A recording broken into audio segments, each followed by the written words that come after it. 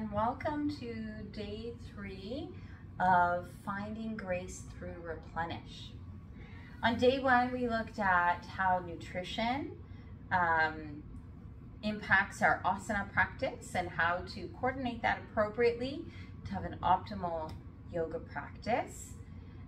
Day 2, yesterday, we looked at hydration and the significance of just being properly hydrated throughout your regular everyday life, but then more importantly, to come to your yoga practice in full hydration and not coming in dehydrated in order to have the best asana practice you can have.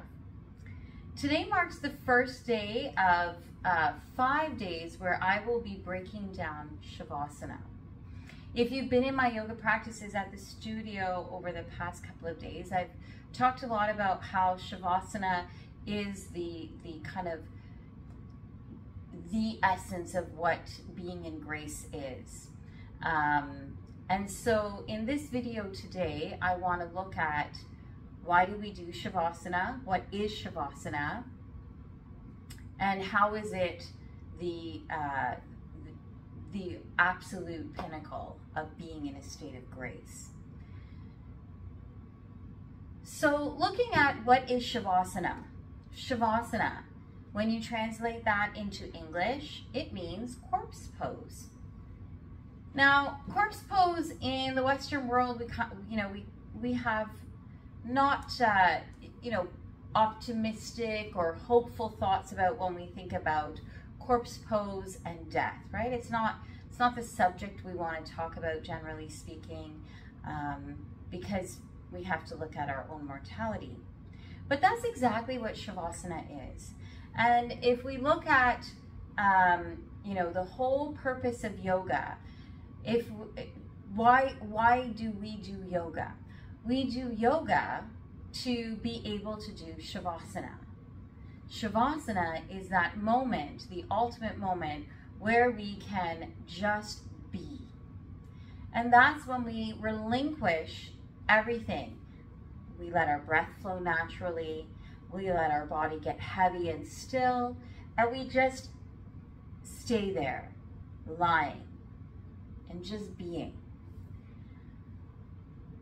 And if we look at the god of yoga, which is Shiva, Shiva lives in the cemetery, in the funeral pyres.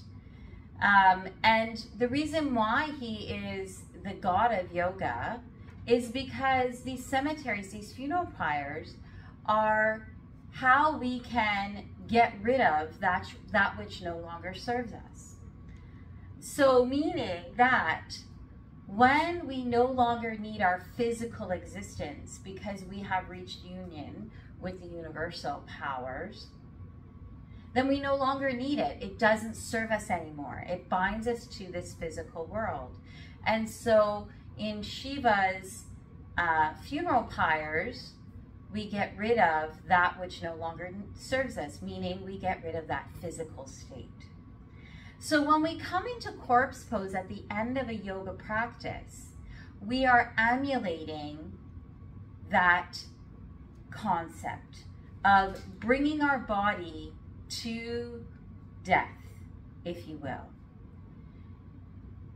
And this is significant because when we allow ourselves to bring our body to death, if you think about what that means our body just is, because our other has left.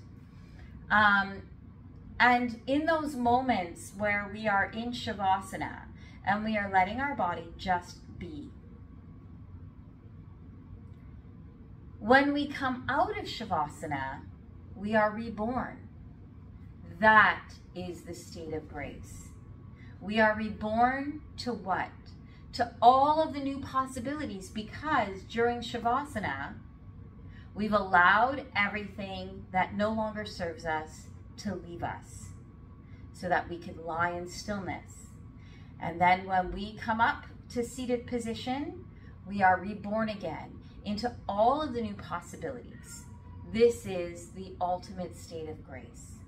All of those new possibilities. Where can we grow into? And we have lots of space to move into because we've gotten rid of that which no longer serves us through our breath practice in our asana practice throughout the mat practice, and then in our Shavasana.